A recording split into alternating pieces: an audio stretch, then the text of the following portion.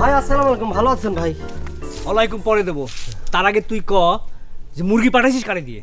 তাহলে দিয়ে পাঠিয়েছি, আপনারা দিয়ে আসেনি। আল্লাহ, মুরগি পাঠাইছে সেটা কথা না, কথা হচ্ছে যে তোর ভাবির কাছে মুরগি দিয়ে আসার পর সিটারি করে তোর ভাবির কাছে 200 টাকা নিয়ে আসিছে। আপনি কি করছেন? ওরে, এত মাইর খাওয়ার পরেও মানুষ হলো না, আপনার সাথে আবার চিঠি করেছে। ওরে, ও মানুষ হবেই না। আরে কিডা মানুষ আর কিডা অমানুষ সেইটার বিচার আমি করব, আগে ওরে ধরে নেই। তাহের, এই তাহের,